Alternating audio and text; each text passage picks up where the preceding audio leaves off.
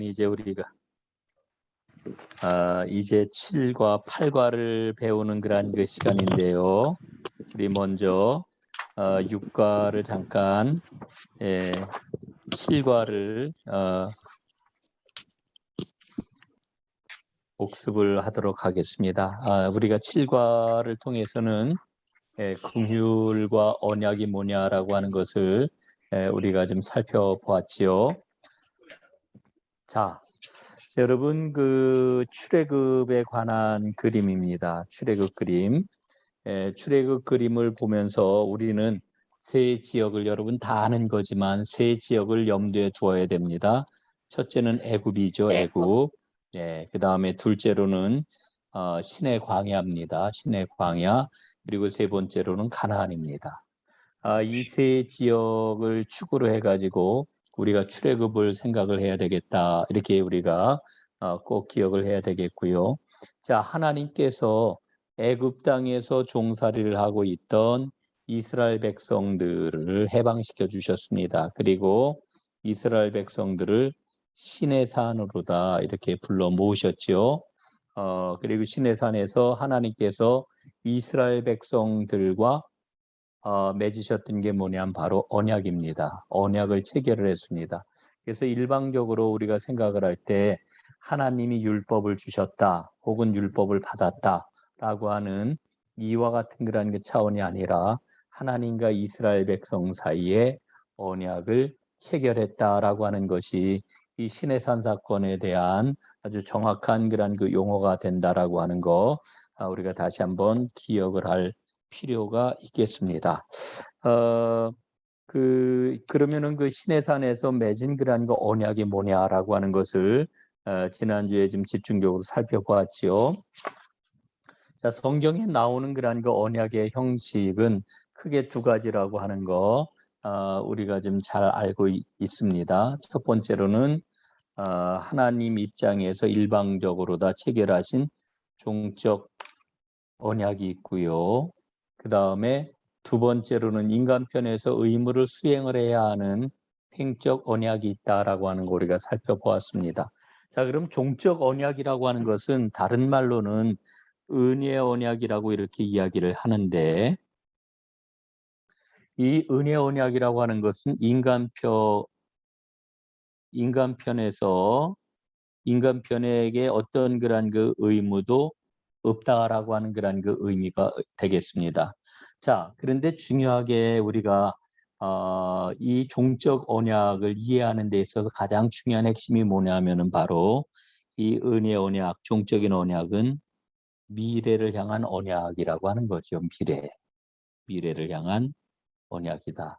왜 미래를 향한 언약이냐?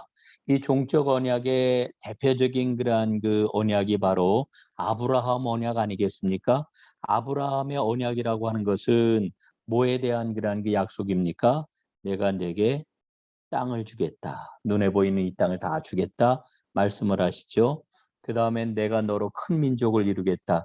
자손에 대한 그러한 그 약속이죠. 그 다음에 모든 민족이 너로 말미암아 복을 받게 하겠다 하는 축복의 그러한 그 언약입니다. 여러분 이 언약들은 모두 다 어떤 언약이에요? 미래를 향하여 나아가는 언약이에요. 하나님께서 미래에 이루어 주실 그와 같은 언약이다 이렇게 이야기를 할 수가 있는 겁니다. 그래서 이 언약의 핵심은 바로 미래를 향하고 있다라고 하는 거고요. 자, 그 다음에 종적 언약이라고 하는 것은 우선적으로 인간에게 하나님께서 무조건적으로 횡적인 언약, 어떤 행위를 요구하시는 걸로 우리가 생각을 할 수가 있는데 그런데 그 행위를 요구하시기 이전에 하나님은 뭐를 말씀하시냐 하면은 자 봐라. 예? 뭘 보라는 거예요? 과거를 보라고 말씀을 하십니다. 과거. 왜 과거를 보라고 말씀을 하십니까? 내가 너희에게 행한 일이 이러하다. 하나님 말씀을 하셔요. 그게 바로 뭡니까? 인간에게 베푸신 은혜를 먼저 말씀을 하시는 거예요. 그런 다음에 하나님께서 뭐를 말씀을 하셔요? 그러므로 내가 너희에게 이와 같은 언약을 주겠다. 예? 이렇게 말씀을 하시는 거죠. 그 언약이 결국은 뭐예요? 하나님을 향해서 이런 일을 해라. 또 인간을 향하여서 이런 일을 해라. 이게 바로 횡적 언약의 내용이다라고 하는 거 우리가 좀 꼭 기억을 해야 되겠습니다. 자, 이제 세 번째, 이 언약과 관련된 여러 가지 그런 그 사항들이 있는 것을 우리는 보게 되는데, 특별히 시내산 언약이 이제 대표적인 그런 그 언약 아니겠습니까? 그래서 이 시내산 언약을 볼 때에 언약에 관련된 여러 가지 사항들이 있는데, 특별히 이 언약을 주신 것은 구원을 이루기 위해서 주신 그러한 그 내용이 아니라고 하는 겁니다. 이런 것들을 지키면은 너희는 구원을 얻을 것이다. 이렇게 해서 하나님께서 그 언약을 주신 게 아니라 구원을 보여주기 위한, 다시 말씀을 드리면은 구원받은 하나님의 백성으로 살아가는 삶의 내용을 일러주시기 위한 지침이 바로 삶의 지침이 언약이다. 이렇게 생각을 하는 것이 굉장히 중요합니다. 자, 그러면은 그 신해산 언약을 좀 살펴본다라고 하면 그 안에 6가지의 내용들을 우리가 좀 반드시 좀 숙지를 해야 되는데, 그 6가지 내용이 무엇입니까? 첫째는 뭐라 그랬어요? 전문이라고 그랬죠. 전문 혹은 서원이라고 이렇게 이야기를 하는데, 나는 너의 하나님 여호와니라. 이게 전문입니다. 전문. 서원이죠. 그 다음에 두 번째로는 역사적 진술입니다.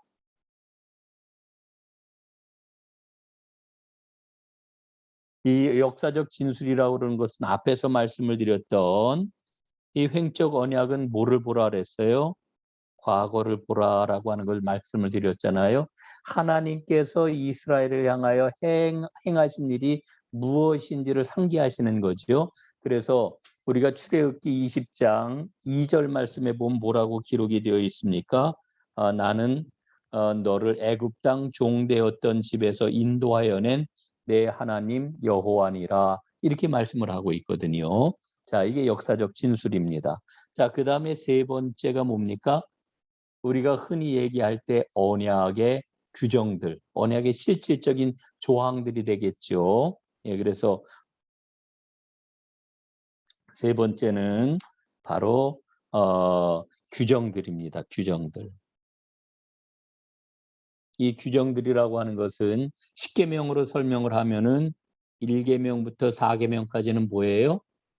하나님을 사랑하라. 그 다음에 5계명부터 10계명까지는 사람들을 사랑하라. 그래서 2개의 돌판으로 되어 있는 거죠. 하나님 사랑, 그 다음에 이웃 사랑. 예, 이렇게 2개의 돌판, 2개의 돌판으로 되어 있잖아요. 예. 그 다음에 네 번째는 뭡니까? 네 번째는 이 규정들을, 이 언약을 잘 보존해야 돼요. 보존. 예, 보존. 보존을 잘 하려면 어떻게 해야 되겠습니까? 열심히 읽고 또 읽어야 되겠죠. 그래서 네 번째는 보존과 제독, 계속해서 반복해서 읽어라 하는 그런 그 이야기입니다. 그 다음에 다섯 번째는 뭐겠어요? 다섯 번째는 이 언약에 대한 증인들이 있대요. 증인들이. 이 증인들을 보게 될 것 같으면은 하늘과 땅과 강과 바다, 그리고 성령님, 뭐 이런 것들이 바로 증인들이라고 하는 거죠. 여섯 번째는 이 하나님이 주신 언약을 잘 지킬 때는 축복이 따르지만 그러지 못할 때는 저주가 임하게 된다라고 하는 거죠. 그 대표적인 말씀이 신명기 28장 축복과 저주장, 우리가 흔히 이렇게 이야기를 하지 않습니까? 예. 그래서 이 언약과 연관된 그런 게 사항들을 6가지로 다 이야기를 한다면, 첫째는 전문이요, 두 번째는 역사적 진술이요, 세 번째는 구체적인 조항들, 규정들이요, 네 번째는 보존하는 것, 제독을 통해 가지고, 그다음에 다섯 번째는 증인들이요, 여섯 번째는 축복과 저주다. 이렇게 이야기할 수가 있겠습니다. 자, 이제 마지막 그림인데, 이 마지막 그림을 보게 될 것 같으면은 성경 전체의 그러한 그 내용을 이제 이 그림으로 다 구약과 신약을 좀 정리를 할 수가 있습니다. 자, 하나님께서는 이스라엘 백성에게 출애굽기 20장 3절로 17절 이게 이제 십계명이에요. 십계명. 십계명을 우리 하나님께서 이스라엘 백성에게 주셨어요. 이 십계명이라고 하는 게 구체적으로 얘기하면은 하나님을 잘 섬기는 그런 그 길이겠지요. 이렇게 주셨는데 사실은 우리는 이것부터 먼저 생각을 자꾸 하려고 그러는데 성경은 순서가 그렇지가 않아요. 먼저 하나님께서는 우리에게 뭐를 말씀해 주십니까? 왜냐하면을 말씀해 주셔요. 왜냐하면. 왜 하나님께서 이스라엘 백성에게 십계명을 주셨습니까? 돌아보라는 거예요. 돌아보라는 거. 예? 돌아보라. 뭘 돌아보라는 거예요? 하나님이 430년 동안 종살이를 하던 이스라엘 백성들 해방시키시고 그리고 하나님의 백성 자유민을 삼아 주셨기 때문에 그러므로 너희는 하나님의 백성답게 이렇게 살아야 된다. 이렇게 이제 하나님을 향한 그런 그 행동 지침으로 이 율법을 주셨다라고 하는 거죠. 자, 그러면은 우리가 요한복음 13장 34절 말씀 한번 좀 생각을 해볼게요. 여러분 요한복음 13장 34절은 어떤 말씀입니까? 예수님이 주신 새로운 계명이에요. 새 계명. 새 계명의 구체적인 내용이 무엇입니까? 서로 사랑하라 하는 그런 그 말씀이거든요. 예수님이 말씀을 하셔요. 서로 사랑해라. 예? 내가 너희에게 새 계명을 주노니 서로 사랑하라. 내가 너희를 사랑한 것 같이 너희도 서로 사랑하라. 이렇게 말씀을 하셔요.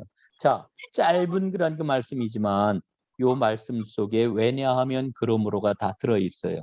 왜냐하면이 무엇입니까? 내가 너희를 사랑한 것 같이. 예수님의 그런 그 사랑이 여기 다 담겨 있잖아요. 예수님이 이 땅에 종으로 다 오셨지요. 그리고 어린 양으로 십자가에 달려 죽으셨지요. 장사 지낸 바 되셨지요. 죽음의 자리까지 이르셨단 말이에요. 그러나 그 예수님이 다시 살아나셔서 우리에게 사랑을 베풀어 주신 거지요. 그러므로 그 사랑을 입은 너희는 서로 사랑하는 것이 마땅하다. 이게 바로 우리 주님께서 우리에게 주고 계시는 새 계명이라고 하는 그런 그 이야기입니다. 여러분 우리는 십자가 언약을 맺은 사람들이에요. 십자가 언약. 이 십자가 언약도 바로 시내산 언약처럼 왜냐하면 그러므로로 설명을 할 수가 있는 거지요. 그래서 우리는 그 구약에 있는 말씀, 신약에 있는 말씀, 모든 말씀을 하나님의 은혜로 보게 되는데 그 은혜는 바로 왜냐하면 그러므로 이렇게 정리를 할 수가 있겠다 하는 것을 지난주에 우리가 살펴보았습니다. 자, 이제 8과 오늘 배우도록 하겠습니다. 8과는 좀 내용이 깁니다. 광야, 그리고 가나안 정복, 그리고 사사시대. 이걸 8권에서 다 다뤄야 되기 때문에 양이 굉장히 좀 많다 하는 것을 여러분들에게 좀 일단 말씀을 좀 드리고요. 우선 오늘 우리가 다시 한번 확인을 해야 될 게 있습니다. 그게 뭐냐 하면은 크로스의 성경 공부는요. 성경의 줄거리를 잡는 그런 그 성경 공부입니다. 그 다음에 성경의 핵심이 뭐냐, 핵심 중에 핵심이 뭐냐라고 하는 것을 거듭해서 반복하고 또 반복하는 그와 같은 성경 공부라고 하는 거 다시 한번 여러분들에게 말씀을 좀 드리도록 이렇게 하겠습니다. 자, 지금 이 그림은 무슨 그림이냐 하면은 바로 출애굽 그림이라고 이렇게 이야기할 수 있습니다. 자, 지금 실루엣으로 여러분 지금 이 그림 보면 위에 어떤 그림이 있습니까? 사람들이 남루한 옷을 입고 지금 움직이는 이와 같은 그림을 우리가 보게 되는데 이게 광야 생활을 하고 있는 이스라엘 백성의 모습이라고 생각을 하면 되겠습니다. 자, 여러분 이 그림 다시 한번 좀 확인을 해볼게요. 여기가 어디입니까? 예? 애굽이죠, 애굽. 자, 여기가 어디입니까? 여기가 광야입니다. 광야. 그 다음에 이제 광야 생활을 하다가 이제 요단강이에요. 요단강 그리고 사해.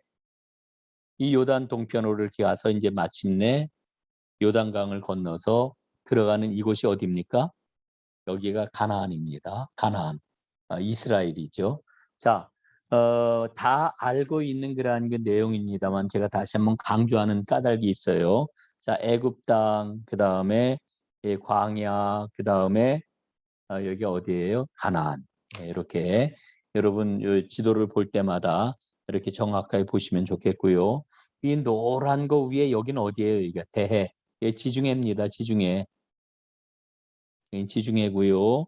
요 밑에 이거 여기 이 바다는 여기 홍해입니다. 홍해. 홍해. 홍해 바다고요. 예.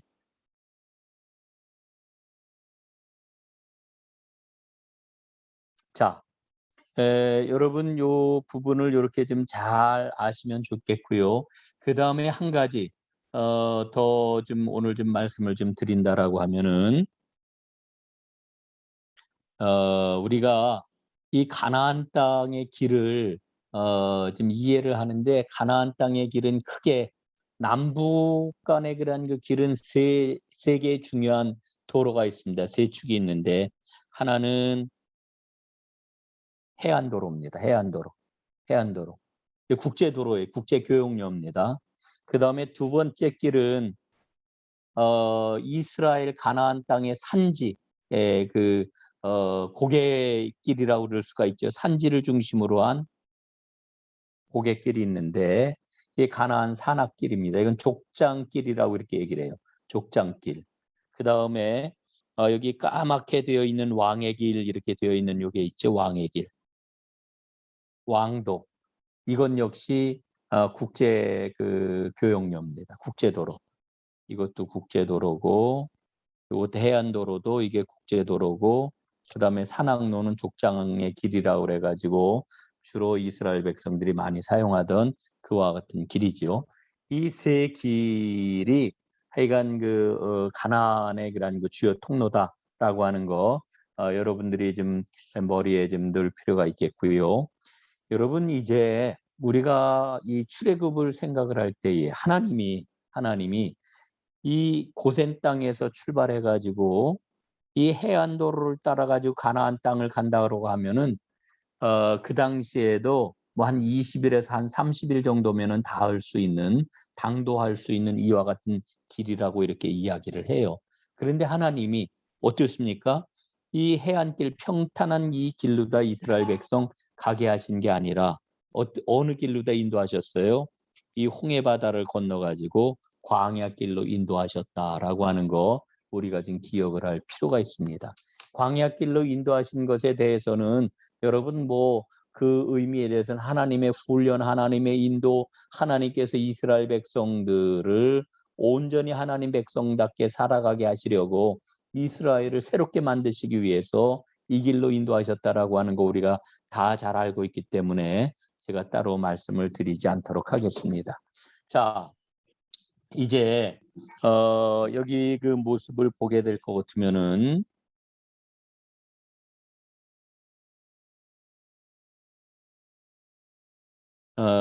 지금 지명이 여기 이렇게 나와 있죠. 위에 까만 그 곳에 보면 마라 여기가 마라고요. 이 엘림 그 다음에 3번이 돕가 그 다음에 4번이 그 알로스 그 다음에 르비딤 5번 르비딤 다베라 기브롯 핫다와 뭐 이렇게 해서 쭉 해가지고 15번까지 이렇게 번호가 매겨져 있는데 이 모습은 이스라엘 백성들이 걸어갔던 그러한 그 여정이고 그리고 중요한 사건들이 있었던 이와 같은 그러한 그 장소인데 지금 여기 그림에 나와 있는 이 장소의 그러한 그 목록은 여러분 민수기 33장 말씀에 보면은 보다 자세하게 이 경로에 대한 이스라엘 여정에 대한 그러한 그 기록들이 성경에 나와 있는 것을 여러분 볼 수가 있습니다. 한번 쭉 정리를 한번 해보시면 좋겠고요. 그런데 이 그 그림은 이 민수기 33장뿐만 아니라 출애굽기 여러 곳에서 이 짬뽕이 되어 있습니다. 출애굽기 12장, 또 15장, 또 17장, 19장, 그다음에 33장, 34장 뭐 이런 그 지명이 나와 있는 여러 그러한 그 성경 본문들을 가지고 15번까지 이렇게 그 잡았는데 빠진 그러한 그 지명도 있고 뭐 이렇습니다. 그래서 완전한 그러한 그 거쳐간 지명이라기보다는 의미가 있다 이렇게 생각을 하고 이렇게 정리를 한 그러한 그 지명이 되겠습니다. 자, 그러면은 우리는 이스라엘 백성들이 이렇게 쭉 걸어가면서 보여줬던 것에 대한 그 행동에 대해서 우리는 좀 살펴볼 필요가 있습니다. 이스라엘 백성들은 늘 어려움을 만나고 힘든 그런 그 상황을 만나게 될 것 같으면은 하나님 앞에 불평하고 원망을 했습니다. 너무너무 불평과 원망을 많이 하니까 여러분 하나님께서 그때마다 아주 이스라엘 백성들에게 크게 진노하기도 하시고 때로는 이스라엘 백성들을 멸해야 되겠다라고 하는 그러한 그 말씀을 두 번에 걸쳐 이야기도 하시고 아주 이런 그 심각한 지경에까지 이르렀던 것을 우리는 보게 되는 것이지요. 자, 그런데 하나님이 그런 이스라엘 백성들을 향하여 준비하신 게 있습니다. 광야길에서 우리가 늘 잊지 말아야 될 것. 첫 번째로는 요게 뭘까요? 예? 이게 뭘까요? 구름 기둥과 불 기둥이 되겠습니다. 이건 이스라엘 백성들이 애굽 땅에서 나와 이제 홍해 바다를 건널 때부터 하나님께서는 구름 기둥과 불 기둥으로 이스라엘을 인도해 주셨습니다. 여러분 구름이라고 하는 것은 구름 기둥이라고 하는 것은 여러분 중동이나 이런 데 가보신 분들은 아시지만은 여기는 습도는 높지 않고 온도는 높기 때문에 그늘만 딱 펼쳐지게 될 것 같으면은 살만하다고 그래요. 그래서 항상 이스라엘 백성들 광야길을 걸어가는데 하나님이 구름으로 보호해 주셨던 거지요. 자, 밤에는 아주 급격하게 온도가 내려간다고 이렇게 이야기를 하는데 밤에 온도가 내려갈 때 하나님은 뭘로 보호해 주셨습니까? 이 불기둥으로. 이스라엘 백성들을 그 추위 가운데서 보호해 주셨다라고 하는 거죠. 그래서 이 구름 기둥, 불 기둥은 하나님의 보호하심과 인도하심. 그래서 하나님의 구름 기둥과 불 기둥이 딱 올라가게 될 것 같으면은 이스라엘은 진을 다 모아가지고 출발을 했고 딱 구름 기둥이 멈춰서게 될 것 같으면은 이스라엘 백성 역시 멈춰서 진을 펼쳤다라고 하는 거 우리가 잘 알고 있죠. 자, 그 다음에 우리가 또 하나 기억해야 될 게 무엇입니까? 만나죠. 만나. 예, 만나. 만나. 여러분 하나님께서 이스라엘 백성들에게 이제 만나를 내려 주시는데 이 만나를 통해 가지고 이스라엘 백성들은 이 돕가에서 이제 하나님이 만나를 내려주기 시작을 하셨는데 이 만나가 바로 언제까지 내리게 됩니까? 가나안 땅에 들어가는 그 순간까지 이제 만나가 계속해서 이스라엘 백성들에게 내리게 되었던 거 우리는 기억을 합니다. 하나님은 이스라엘 백성들이 그렇게 불평하고 원망하고 그래도 구름 기둥 불 기둥 그리고 만나로 보호해 주셨던 것을 우리는 보게 됩니다. 그리고 이 시내산에서 아주 놀라운 그런 하나님의 말씀을 받고 그리고 그들이 그 금송아지 우상을 만들어 출애굽기 32장에 보면은 이 금송아지 우상을 만들어 가지고 하나님 앞에 그렇게 반역을 꾀하다가 하나님의 큰 은혜를 받았음에도 불구하고 그 이후에도 계속 길을 걸어가면서 불평과 원망이 끊어지지 않았던 것을 우리는 보게 되는 겁니다. 자, 그런데 우리가 민수기 13장에서 만나게 되는 이 가데스 바네아는 꼭 기억을 해야 됩니다. 이 가데스 바네아는 뭡니까? 가데스 바네아는 가나안 정탐꾼을 보내들한 그 장소지요. 가나안 정탐꾼 12명을 각 지파별로 하나씩 이제 보내게 됩니다. 40일 동안 가나안 땅을 정탐을 하고 돌아와서 보고를 하는데 그 보고가 어떻게 돼요? 10대 2로 딱 갈려요. 10명은 어떤 보고를 합니까? 우리는 죽었다. 우리는 가나안 땅에 들어가 보지도 못하고 그들 앞에 메뚜기와 같기 때문에 우리는 죽었다. 이런 보고를 합니다. 그런데 2명은 하나님이 우리와 함께 하시기 때문에 가나안 땅에 올라가면 우리는 그 땅을 차지할 수 있으니 믿음을 가지고 올라가자. 2명은 그렇게 보고를 해요. 그 2명이 바로 여호수아와 갈렙이지요.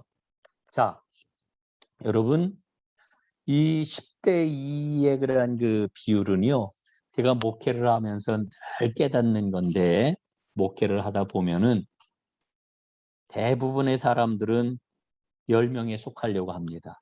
10명이 어떤 그러한 그 자리냐 하면은요, 상식의 자리이고, 그리고 우리가 늘 생각할 수 있는 보통 살아가는 그러한 그 삶의 그 관습에 의해서 모든 것을 판단하는 그러한 그 자리. 그러니까 누구나 다 생각할 수 있는 그와 같은 자리예요.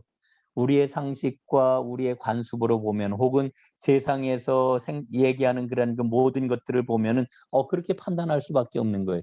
여러분 그 10명의 정탐꾼에 대해서 우리가 어떤 믿음의 그런 그 판단을 내리기 전에 한번 상식적으로 한번 생각을 해 보세요. 10명의 그런 그 이야기가 얼마나 상식적인 이야기입니까? 예? 가서 보니까 어우 뭐 그 무기도 굉장히 강력하지요. 성도 견고하지요. 사람들도 강건하지요. 먹을 것도 풍성하지요. 막 이러니까 우리 찬영아, 유찬영, 오합지졸 같은 그래도 일어나서 걸어. 그래야. 음 오합지졸 같은 우리가 절대로 이길 수가 없다. 이렇게 이야기를 하는데 여러분 굉장히 이거는 그 우리가 다 공감할 수 있는 그런 이야기예요. 오히려 여호수아와 갈렙이 뭐라 그래요? 다 맞다 너희들 이야기가. 그러나 하나님이 우리와 함께 하시기 때문에 우리는 가나안에 들어가서 승리할 수 있다. 여러분 어떻게 생각하세요? 나도 선뜻 교회 공동체 안에서 여러 가지 일들이 있을 때 2명의 자리에 내가 설 수가 있다 이렇게 생각을 하십니까? 오늘 한번 깊이 여러분들 생각을 해 보세요. 내가 정말 여호수아와 갈렙과 같은 그 자리에 설 수 있을까? 아마 여러분 쉽지 않을 거요. 쉽지 않을 겁니다. 그러나 정말 우리가 믿음을 가지고 하나님이 나를 공동체를 위한 하나님의 일꾼으로 세워 주셨다라고 하는 믿음이 있다라고 하면은 요 2명의 자리에 서셔야 됩니다. 2명의 자리에 서는 사람이 하나님의 일꾼이고 하나님 공동체를 위한 지도자입니다. 예? 이거 여러분 꼭 기억하셔야 돼요. 상식 가지고서 교회를 하는 거 아닙니다. 세상적인 어떤 그러한 그 판단 가지고서 교회를 하는 거 아닙니다. 하나님의 공동체를 위한 일. 여러분, 나는 정말 다 이 2명의 자리에 섰는가? 예. 2명의 자리에 서 있는 사람이 바로 하나님이 필요로 하시는 공동체 일꾼이다라고 하는 거 꼭 좀 기억할 필요가 있겠습니다. 자, 이렇게 그 정탐꾼이 와서 보고를 하니까 백성들이 막 원망을 합니다. 막 "우리 죽겠다."라고 막 이야기를 합니다. 그러니까 하나님이 뭐라 그러셔요? 민수기 14장 28절 말씀에 보니까 이렇게 말씀을 하셔요. "너희 말이 내 귀에 들린 대로 내가 그대로 행하리라. 너희들이 죽겠다, 죽겠다 했으니 너희는 다 광야에서 죽을 것이다." 이 자리에 있는 사람들 가운데 어느 누구도 가나안 땅에 들어가지를 못한다. 여호수아와 갈렙 외에는. 그래서 여러분 이 출애굽 2세대가 1세대는 다 광야에서 죽고요. 출애굽 2세대가 가나안 땅에 들어가게 되는 겁니다. 그리고 하나님 말씀을 하시기를 광야 이 길을 광야길을 사실은 이 가데스 바네아는 기회의 순간이었고 기회의 땅이었어요. 여기에서 이스라엘 백성들이 믿음을 선택했다라고 하면은 이들은 아마 곧바로 가나안 땅에 들어갔을 거예요. 그러나 이들이 불순종하고 하나님의 그러한 그 함께 하심을 믿지 않았기 때문에 하나님께서는 가나안 땅을 40일 동안 정탐했잖아요. 40일. 40일을 1일을 1년으로 환산해 가지고 40년 동안 광야길을 걸어가게 하시는 거지요. 예. 그래서 이 뺑뺑이 광야 40년 이 뺑뺑이를 돌고 그리고 40년이 지나서야 이제 가나안 땅에 들어가게 되었던 것입니다. 제가 뭐 여러분들과 나누어야 될 이야기들이 참 굉장히 많아요. 고라 무리의 그런 그 반역에 관해서 민수기 16장에 나오는 고라 반역의 무리의 그 고라의 그런 그 반역에 대해서 또 이야기를 좀 나눌 게 많고 그렇습니다만은 시간 관계상 넘어가도록 하겠습니다. 여기서 중요한 것은 이스라엘 백성들은 계속해서 불평했다라고 하는 거죠. 그러나 하나님은 자비로우시고 오래 참고 계셨다라고 하는 거죠. 그래서 이 말씀을 통해 우리가 거듭 발견하게 되는 게 뭐냐면 성경은 한 분 선하신 주인공 하나님을 이야기하고 있다. 이렇게 우리가 성경을 보게 되는 것입니다. 여러분 자세한 그런 그 내용들은 교재를 좀 자세하게 꼭 읽어보시기를 바라겠습니다.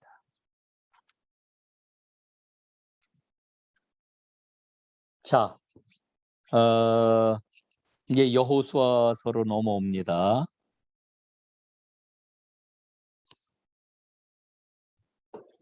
여호수아서 그러면은 여러분 우리가 이 책을 한마디로 다 뭐라고 이야기를 합니까?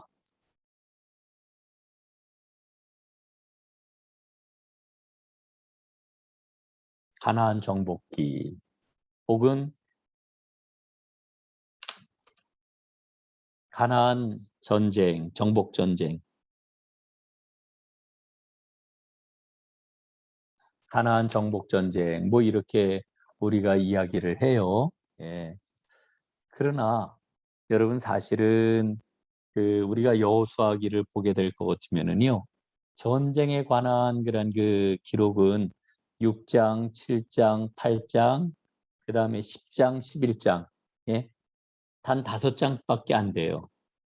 실제로 전쟁을 수행한 그런 그 이야기는 12장부터 마지막까지의 그런 그 내용은 사실은 땅 분배에 관한 그런 그 말씀입니다. 그래서 여기는 여호수아서는 사실은 땅 분배기라고 이름을 붙이는 게 더 옳다라고 하는 그런 그 생각을 갖게 됩니다. 땅 분배기.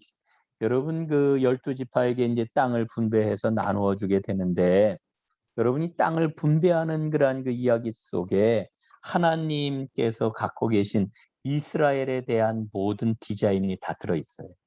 예? 이스라엘에 대한 디자인.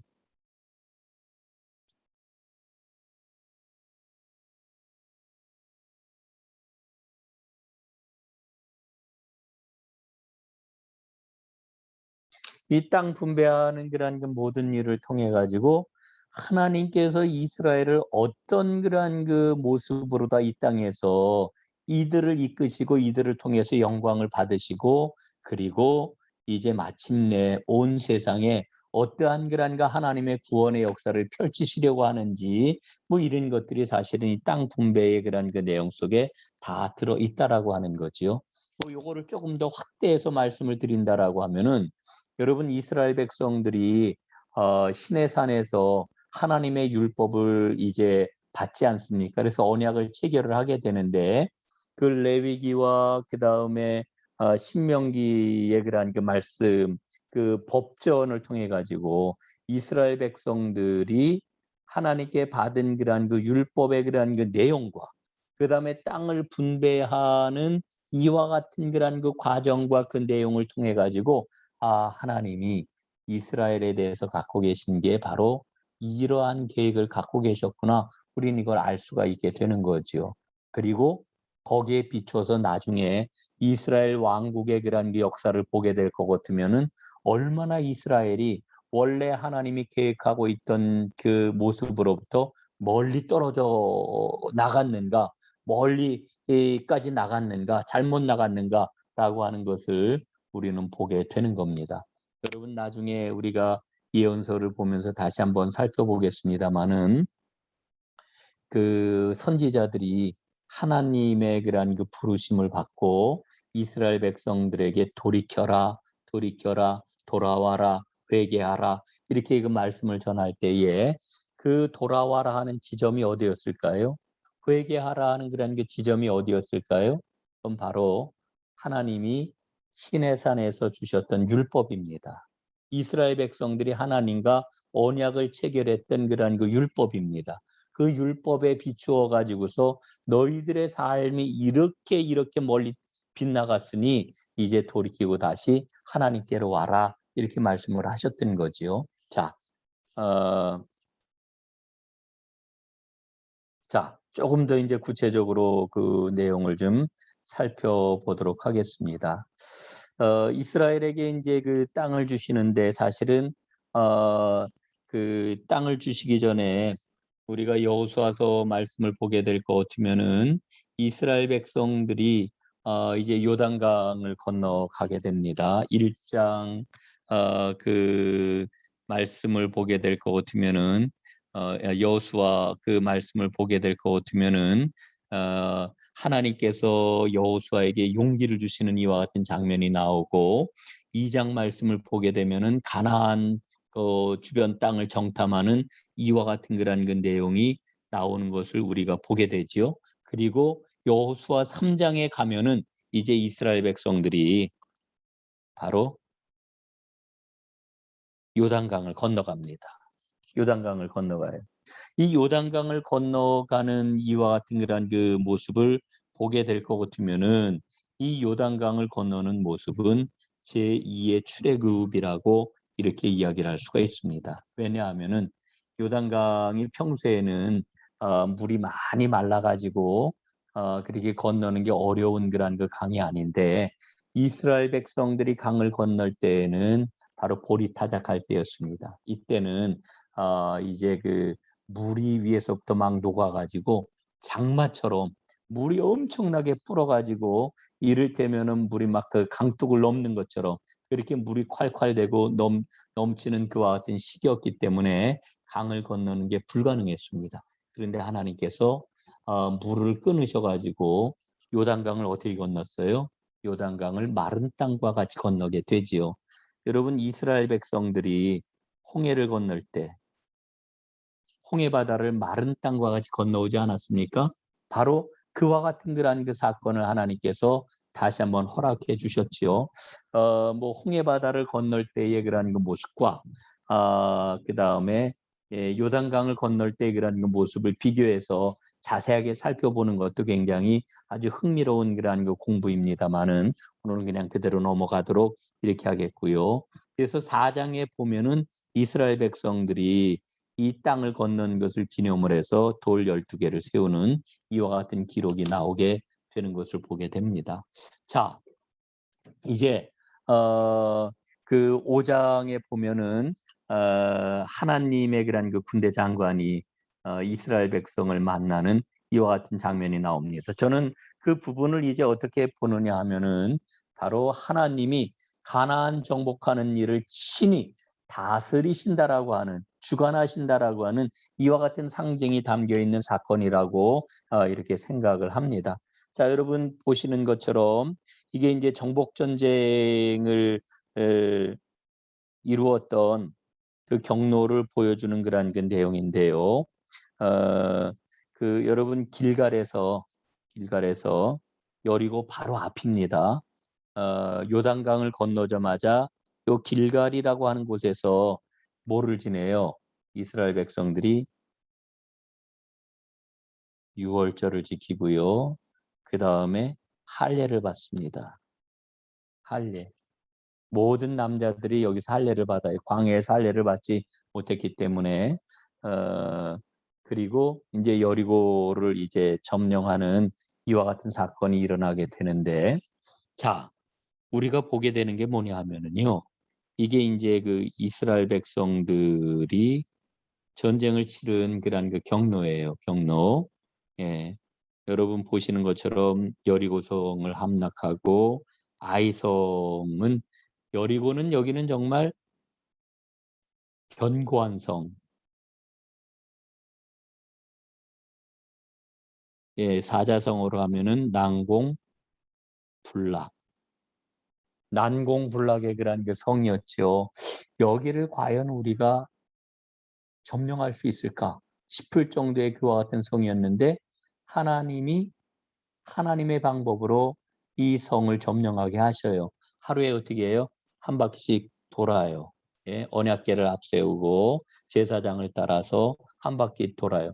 이렇게 1회를 돌고 일곱째 날에는 7바퀴를 돌고 마지막 순간에 그 양각 나팔 소리에 맞춰 가지고 완전히 크게 소리를 지름으로 여리고성이 무너져 내리지요. 그래서 여리고성을 이제 점령을 하게 되는데 우리는 이와 같은 모습을 통해서 무엇을 발견하느냐? 이 전쟁의 주관자는 하나님이시다라고 하는 것을 발견하게 되는 겁니다. 자, 여러분 이게 무슨 그림이에요? 무슨 그림입니까? 법궤예요, 법궤. 법궤인데 여기에 지휘검이 지금 이렇게 함께 그려져 있죠. 이 칼이 이 장군이 장수가 예?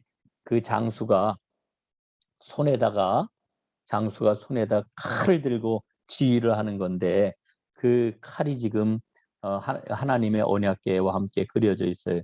이게 뭐냐 하면은 전쟁의 주관자는 하나님이시다라고 하는 것을 보여주는 거고요.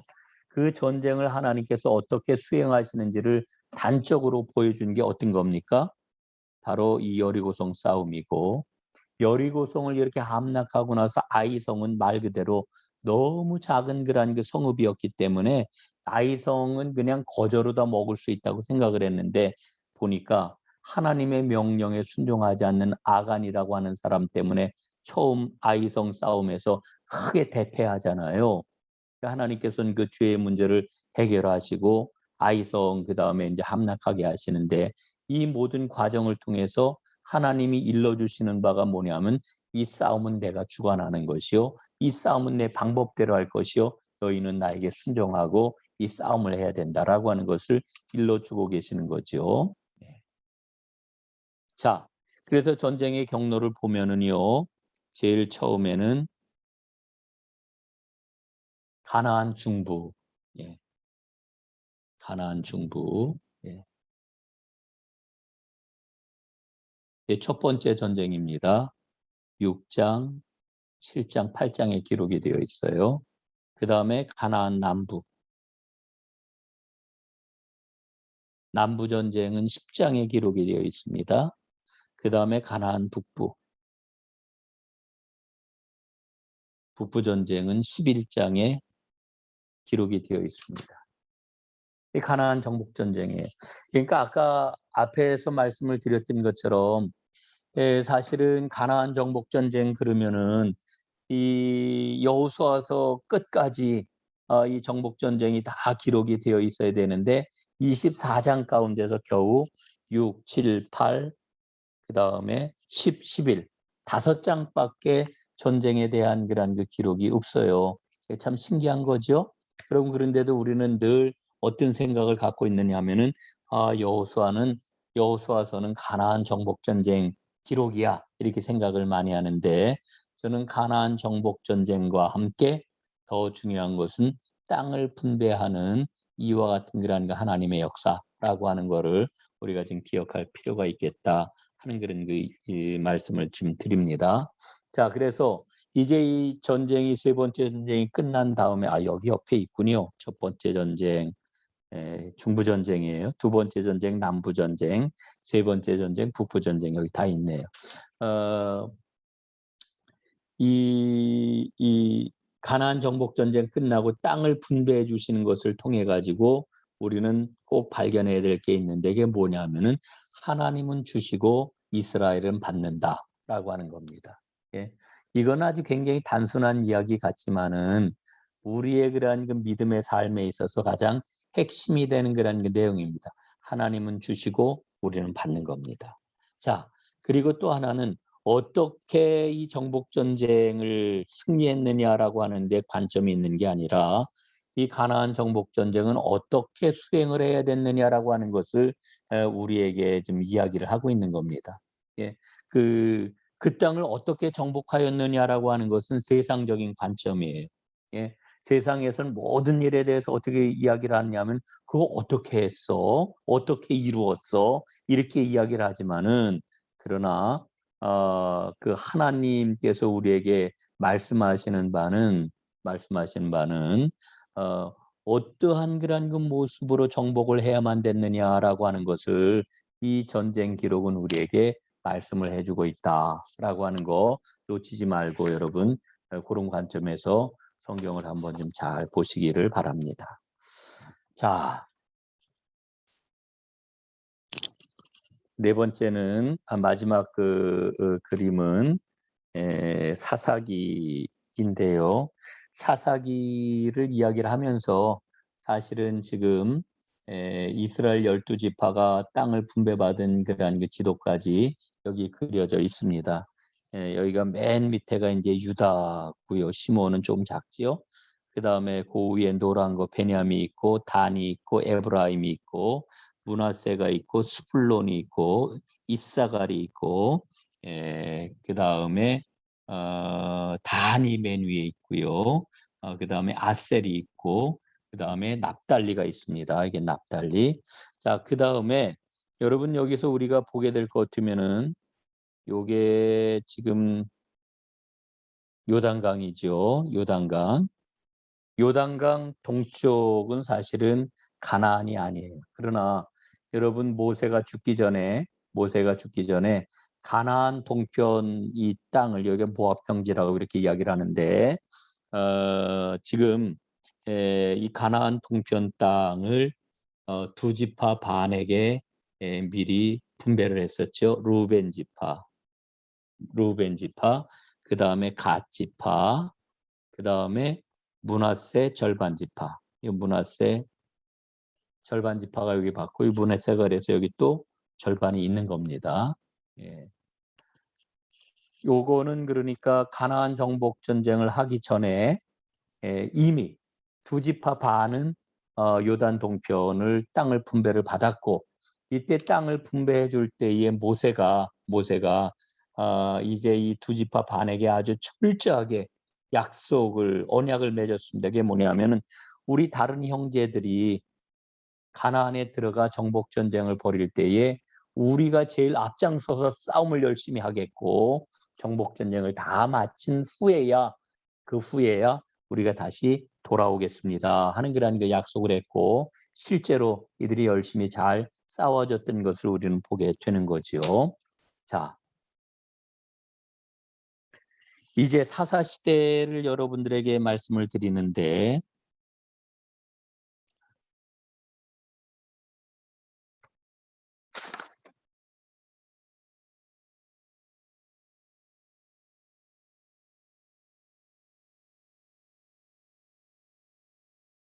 자, 이 사사 시대에는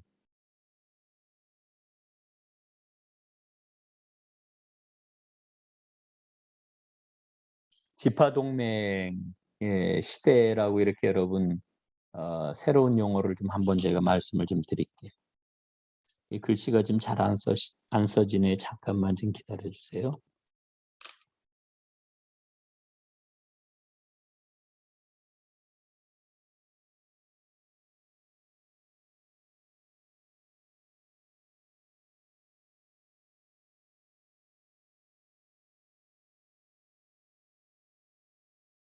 예, 조금 굵어졌네요.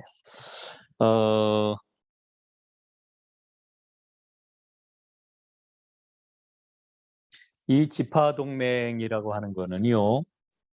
여러분 이제 이스라엘의 그런 그 왕국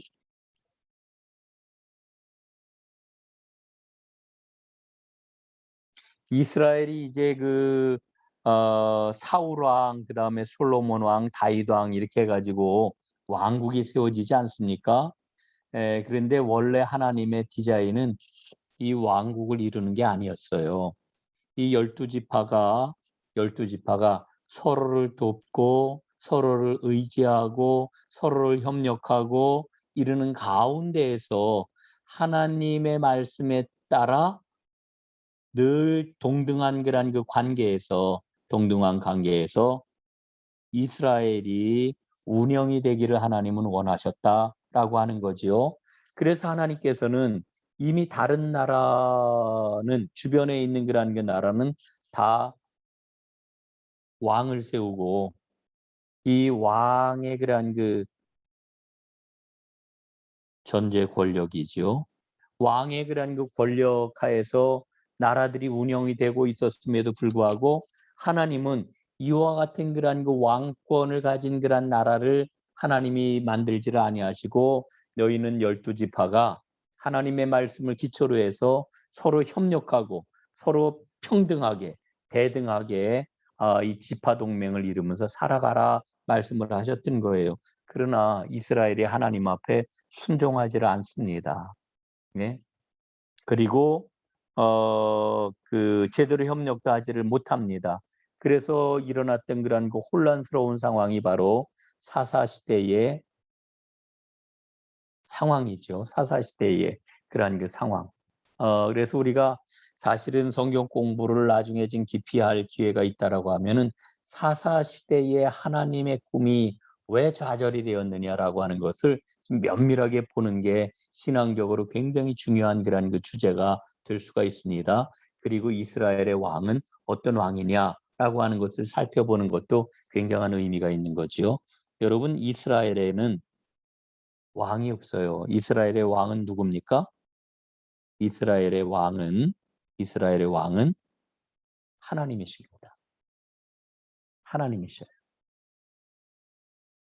하나님은 이스라엘의 왕이 되기를 원하셨고, 그리고 이스라엘 12지파가 왕이신 하나님을 잘 섬기며 따르기를 원하셨던 건데, 사사시대를 통해 가지고 이 하나님의 꿈이 이 어림도 없는 그와 같은 일이라고 하는 게 밝히 드러난 거예요. 인간이 갖고 있는 그 욕심과 죄성이라고 하는 게 이 하나님을 온전히 모시고 살아가지를 못하는 거예요. 눈에 보이지 않는 왕. 예. 이게 사실은 자기 소견에 옳은 대로 행하였더라 하는 그러한 그 말씀이 이 사사기의 마지막 그러한 그 결론 아닙니까? 사람들이 자기 소견에 옳은 대로 행하였더라. 이 말은요, 하나님께서 인간에게 하나님을 왕으로, 눈에 보이지 않는 하나님을 왕으로 모시고 제대로 살아갈 수 있는 길을 열어주셨는데 그 길을 따라가지를 못하고 결국 인간이 어떻게 했다고요? 스스로 자기가 왕이 되어가지고 자기 소견에 옳은 대로 살아갔기 때문에 이 사사시대에 엄청난 비극들이 계속해서 생겨났더라. 이런 그 이야기입니다. 자, 개론적인 얘기가 길었는데요. 간략하게 좀 정리를 하고 오늘 이제 공부를 좀 마치도록 이렇게 하겠습니다. 사사기를 보게 되면 1장과 2장 말씀을 보면은 그 가나안 정복에 대한 언급이 다시 한번 있게 되고요.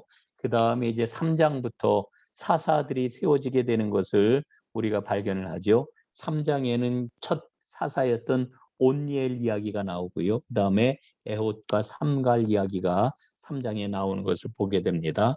그 다음에 4장과 5장에는 그 드보라, 드보라, 우리 여사사 드보라 이야기가 나오고요. 그 다음에 6장과 8장은 기드온 이야기가 나옵니다. 기드온 이야기. 자, 기드온 이야기가 6장, 8장에 나오고 이 기드온이 아주 뛰어난 그런 그 사사였기 때문에 사람들은 기드온을 통해서 왕권이 이루어졌으면 하는 이런 마음이 있었어요. 그런데 그는 이제 그 모든 걸 다 거부하죠. 하나님 앞에 그는 옳지 않다 이래가지고 그리고 그가 죽고 그의 아들인 아비멜렉이 있는데 이 아비멜렉을 왕으로 다 사람들이 세워요. 사람들이 세운다라기보다는 아비멜렉이 욕심을 가지고서 사람들을 속여가지고 사실은 왕이 되지요. 이때 요담이 나와가지고 그 유명한 우화를 들려줍니다. 그 우화가 뭐냐 하면은 나무들의 우화예요. 감람나무 보러 왕이 되라 그랬더니 감람나무가 거부하지요. 아니 내가 기름이 있는데 그 좋은 기름을 두고 내가 왜 왕이 돼? 그다음에 그 무화과 나무 보러 왕이 되라 그러니까 아우 무화과 나무인데 막 좋은 열매가 있는데 그다음에 포도나무 보러 그 왕이 되라 그러니까 포도나무는 이 좋은 포도주를 두고 내가 왜 왕이 돼? 그 마지막 가시나무에게 왕이 되라 그랬더니 가시나무가 왕이 되지요. 그러면서 내 그늘 밑으로 들어오지 아니하는 그런 자들은 다 죽을 것이다. 막 이런 엄청난 이 가시나무가 갖고 있는 상징을 통해 가지고 이 왕권이 가져다 줄 그러한 그 비극이 무엇인지를 이미 사사시대 때 하나님께서 말씀을 통해 가지고 경고를 주고 계시는 것을 우리는 보아요. 나중에 사무엘 선지자로 넘어가게 되면은 이와 유사한 이야기가 다시 한번 이스라엘 백성들에게 경고로 주어지게 되고 그리고 하나님께서는 마지못해 이스라엘 백성들이 왕을 요구하는 것을 받아주시지요. 그래서 이스라엘의 왕국이 시작이 되는 겁니다. 자, 어쨌든 요 이야기가 9장에 기록이 되어 있다라고 하는 거 말씀을 드렸고요. 10장에는 입다 이야기가 있습니다. 11장. 10장 말부터 11장까지 입다 이야기. 그다음에 13장부터 16장까지 삼손 이야기가 기록이 되어 있고요. 17장에 그 당시 사회상이 얼마나 혼란했는지 미가라고 하는 사람이 집에다가 신상을 만들어 놓았을 뿐만 아니라 그가 자기 개인 제사장을 채용하는 이와 같은 이야기가 나옵니다. 여러분 제사장은 이스라엘 민족을 위해서 복무하는 사람이지 한 집안을 위해서 복무하는 사람이 아니에요. 그런데 개인 제사장을 미가가 자기 집에다가 내가 월급 많이 줄 테니까 너 우리 집에 와서 나를 위해서 축복해라. 나를 위해 제사장해라. 이런 일이 일어난단 말이에요. 예, 이런 일이 기록이 되어 있고요. 17장에 보면은 그 얘기하지. 18장에 보면은 단 지파에 이제 그 성소가 세워지는 이런 그 이야기. 그다음에 19장에 보면은 베냐민 땅 기브아에서 일어난 범죄. 그러니까 한 여인을 성폭행하고 죽이죠. 죽게 하죠.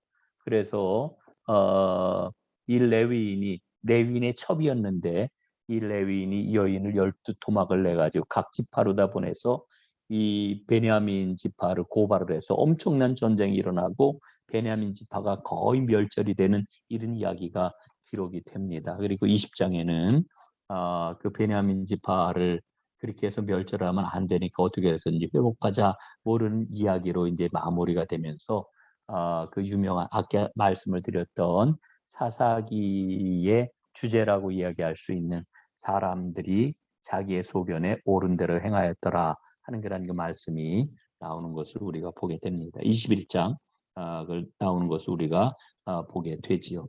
자, 이렇게 해서 이제 사사기를 간략하게 말씀을 좀 드렸는데 여러분 우리는 이 사사기를 통해서 또 한번 죄, 범죄, 은혜라고 하는 도식을 다시 한번 발견을 해요.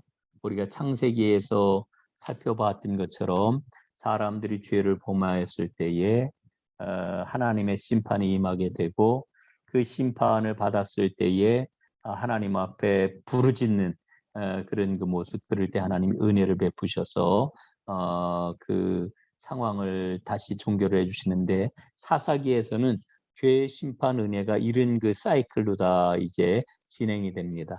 이스라엘 백성들이 죄를 범하면은 누가 와요? 여기 보면은 자 모압 족속이 그 다음에 블레셋 족속이 그 다음에 미디안 족속이 아말렉 족속이 또 암몬 족속이 이 이스라엘 각 지파 이스라엘을 막 침범을 해가지고 이들에게 엄청난 억압을 받게 되는 겁니다. 이게 하나님의 심판이죠. 이스라엘이 타락하고 이스라엘이 하나님 앞에 온전하게 믿음의 길을 걷지 못할 때 하나님은 이방 민족을 통해 가지고 이스라엘을 심판하시는 거예요. 그러면 하나님께서는 그때 어떻게 하셔요? 사사를 보내주시는 거죠. 그러면 사사를 통해 가지고 이방 민족을 물리치고 그때 잠깐 동안의 평안을 누리는 거예요. 그런데 평안해지면 금방 또 이스라엘 백성들이 타락을 해요. 그 하나님이 다시금 또 심판을 하시고 그러면은 하나님의 백성들이 울부짖고 부르짖고 그럼 하나님이 그때 사사를 세워주시고 이와 같은 일이 지금 제가 말씀드렸던 그 모든 사사들의 그런 그 시대마다 계속해서 일어났던 거지요. 이게 사사기의 그런 그 내용이 되겠습니다. 하나님은 이스라엘 백성을 향한 끊임없는 사랑, 끊임없는 인내, 끊임없는 자비, 끊임없는 용납을 통해 가지고 하나님의 구원의 역사를 어떻게 해서든지 이어가고 계시는 것을 우리는 또한 보게 되는 것입니다. 자, 오늘 여기까지 진행을 하도록 하겠습니다. 오늘 좀 범위가 굉장히 좀 많았는데 출애굽, 그 다음에 가나안 정복, 그 다음에 사사시대까지 이렇게 살펴보았습니다. 함께 여러분들 열심히 공부해 주셔서 감사를 드리고요. 혹시 질문하실 거 있으면은 질문해 주시면 고맙겠습니다.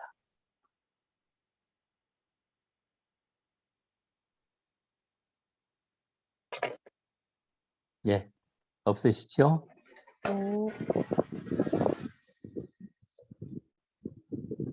네, 말씀하세요. 이정민 집사님. 아니에요. 아니에요? 예. 네. 예. 자, 우리 황미경 집사님. 아니고, 예. 예, 고맙습니다. 자, 그러면은 오늘도 열심히 공부해 주셔서 감사하고요. 오늘 말복이니까 입추도 지났어요. 입추도 지나고 오늘 말복 지났으니까 아마 다음 주에 우리가 만날 때는 뭐 엄청나게 좀 시원하지 않을까 이런 기대도 가져봅니다. 자, 공부하시느라고 애들 쓰셨습니다. 고맙습니다. 우리 기도하겠습니다. 사랑의 주 아버지 하나님 고맙습니다. 오늘 출애굽 광야 여정과 그리고 가나안 정복 전쟁과 그리고 나아가서 사사시대까지 저희가 함께 살펴보았습니다. 짧은 시간에 달려오느라 많은 것들을 이야기하진 못했지만은 가장 핵심이 되는 하나님이 선하셔서 이스라엘 백성들의 불순종에도 불구하고 끊임없는 사랑을 베푸시는 하나님의 역사를 보았습니다. 저희들 하나님의 은총 가운데 믿음의 길을 잘 걸어가게 하시고 하나님께서 기뻐하시는 믿음을 늘 선택하는 살아있는 하나님의 백성들 모두 다 되게 하옵소서. 예수님 이름으로 간절히 기도드리옵나이다. 아멘.